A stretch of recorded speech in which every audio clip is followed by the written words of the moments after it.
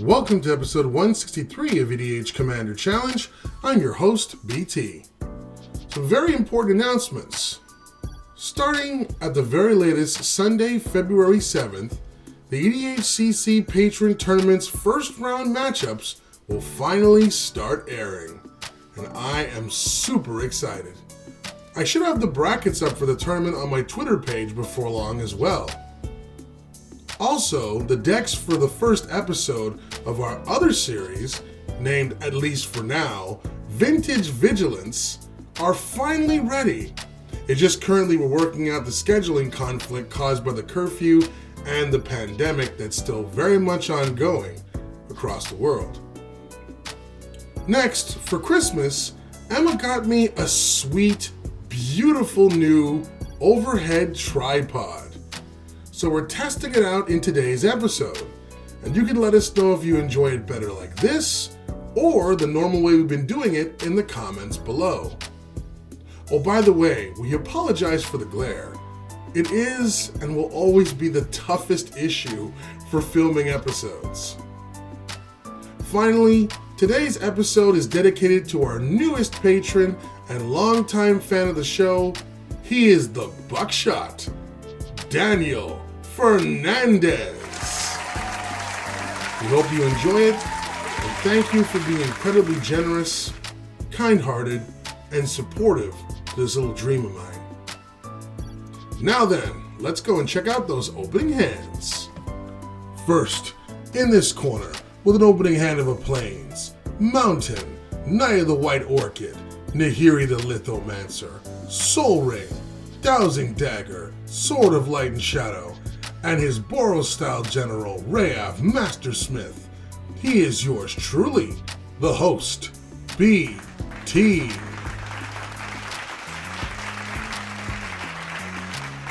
Next, in this corner, with an opening hand of two islands, Temple of Mystery, Soul Ring, Birds of Paradise, Reclamation Sage, Counterspell, and her Simic-style partner generals, Kodama of the East Tree and Brinelin the Moon Kraken. She is the Prodigy. This is Emma. Emma won the dice roll to start us off, so let's begin our latest card fight.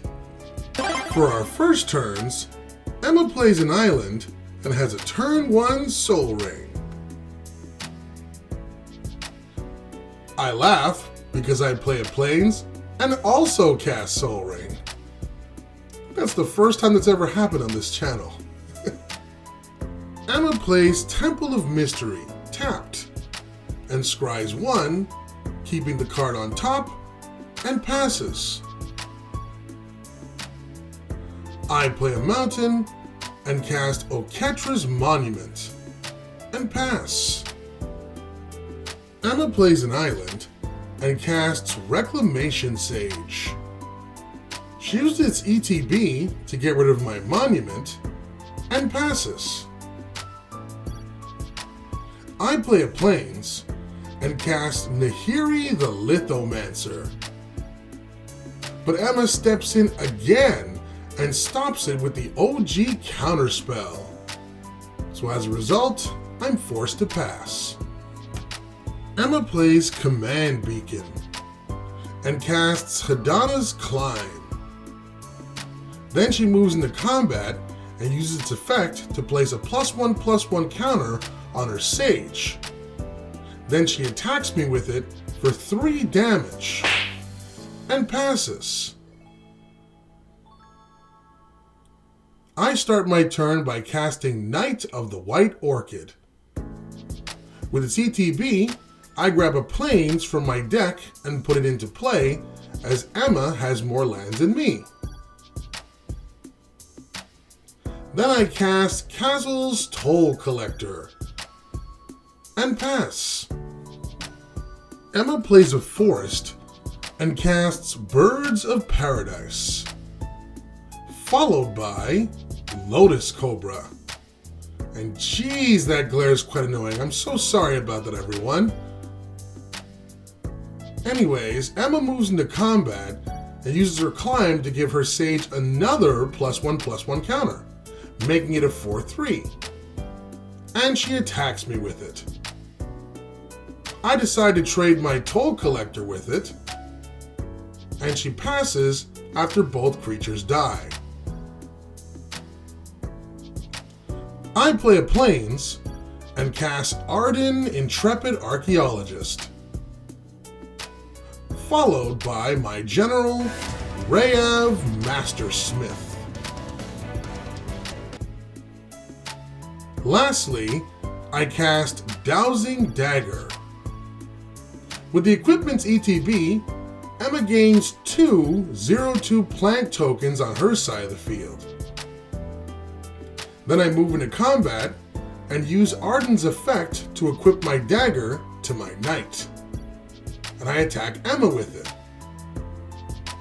This in turn triggers my general, giving the knight double strike. Emma uses a plant to block the hit, and then I pass. Emma starts her turn by casting one of her generals in Brinelin the Moon Kraken. She uses its ETB to bounce Arden back to my hand. Then she moves into combat and uses her climb to give her Cobra a +1/+1 counter and attacks me with it. I declare no blocks and take 3 damage as Emma passes. I play a Plains and recast Arden. Then I cast Sword of Feast and Famine. Then I move into combat and use Arden's effect to equip my sword to my knight, and then I attack Emma with it, and my general, Reyav, gives my knight double strike as it's attacking. Emma decides to trade her Brinelin with it, and both creatures fall as I pass my turn. Emma starts off her turn by casting Wayward Swordtooth. This in turn gains her the City's Blessing, as she has well over 10 permanents in play. Then she casts Brainstorm, drawing 3 cards from her deck and placing 2 of them back on top. Then she plays a Forest, which triggers her Cobra, giving her a free mana, which helps her to cast her other general, Kodama of the East tree. Then she moves into combat and uses her climb to place another counter on her Cobra and attacks me with it. I once again declare no blocks and take 4 damage before she passes. For my turn, I cast both of the cards left in my hand, which are Helm of the Host and Sword of Light and Shadow. I move into combat and use Arden's ability to move all my equipments onto him, although I assume I don't get the effect of the helm, so I just attack Emma with Arden, who gains double strike thanks to my general. Emma can't block it as my creature has protection from green, and thus she takes a massive 16 damage. As my Arden has double strike, my sword's combat damage triggers happen twice each, and my dagger's effect also happens. In total, this allows me to transform my dagger into the land known as Lost Vale. Then I get to untap my lands, gain 6 life, and return 2 creature cards from my graveyard to my hand, to which I choose my Toll Collector and my Knight. Emma would normally have to discard 2 cards here, but as you can see, she has no hand.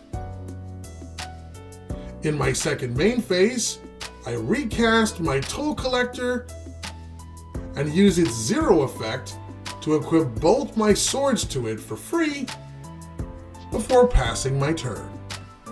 Emma plays a Forest, gaining a free mana from her Cobra, and once again recasts Brinelin. With its ETB, she bounces my Sword of Feast and Famine back to my hand. Then she moves into combat and uses her climb to grant a third counter to her Cobra. This also allows the climb to transform into the legendary land known as the Winged Temple of Araska. Then she attacks me with her Cobra, Kodama, and Sword Tooth. I choose to trade my Toll Collector with the Cobra, and then take a painful 11 damage from the rest of her creatures before she passes. I start my turn by casting Emeria Angel, followed by recasting my Knight. With its ETB, as Emma has more lands than me, I grab a Plains from my deck into play. This in turn triggers my Angel, granting me my first 1/1 bird token. Bird up. Finally, I recast my Sword of Feast and Famine. Then I move into combat, which triggers my Helm, making me a token copy of Arden. And I move my 2 swords onto the original and attack with it, which gains double strike thanks to Reyav. Emma has Brinelin block the hit and trade with Arden. Then in my second main phase, I move my Sword of Feast and Famine onto my Angel and pass. Emma draws and plays a Forest and is completely land flooded. She sacks her Beacon to move Brinelin from the command zone into her hand, and then recasts it once more. With its ETB, she bounces my Angel back to my hand. Then she moves into combat and attacks me with both the Kodama and Sword Tooth. I have my Knight block Kodama and take 5 damage as Emma passes. On my turn, I recast my Angel and then play Inkmoth Nexus to Bird up. another token. Then I equip my Helm to my Angel. Then I move into combat, and the Helm grants me a copy of the Angel, while my copy of Arden allows me to move my swords onto my token of the Angel, which has haste. But in order to avoid confusion for both Emma and you guys watching, I have the original Emeria Angel serve as the token that I'm attacking with, and use a faceback red card next to it to serve as the original, which has Summoning Sickness. The token also gains double strike thanks to Reyav. Emma can't block it, as it has Pro Green and takes 14 damage. With my sword's double triggers, I untap my lands, gain 6 more life, and return 2 more creature cards from my graveyard to my hand, which in this case are my Toll Collector and Arden. Then in my second main phase, I again recast both creatures and use the Toll Collector's effect to attach a sword to it and equip the other sword to the original Arden and pass. Emma, hoping for a spell here to turn the tide, sadly draws a land, which she plays. But she decides to scoop here as she has no cards to destroy the Sword of Feast and Famine, which is preventing her from blocking the attacking double-striking creature.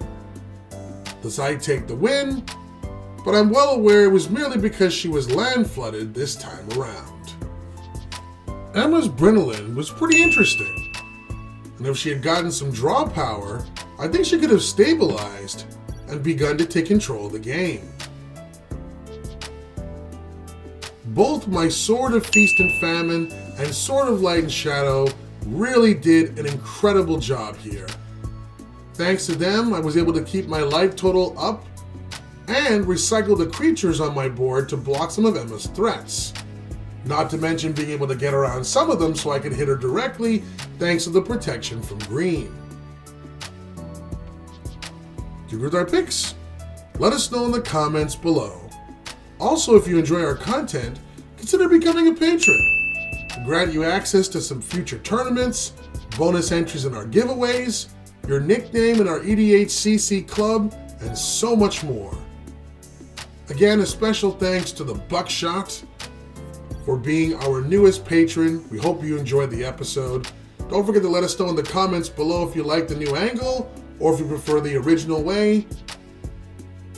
And thank you all for your support for these last few years. My New Year's resolution is to reach 2,000 subscribers, and I can only do that with your help. So smash the subscribe button if you haven't already, as I intend to do a giveaway which will blow everyone's mind when we reach the goal.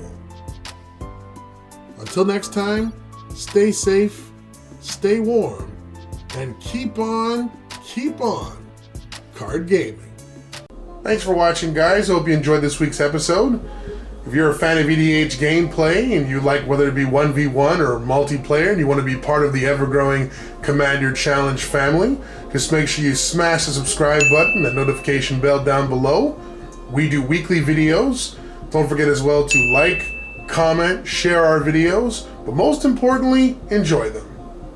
On behalf of all of our members here, I'm your host, BT. Feel free to check out all of the videos in the channel, join our game, it's now your turn. Cheers!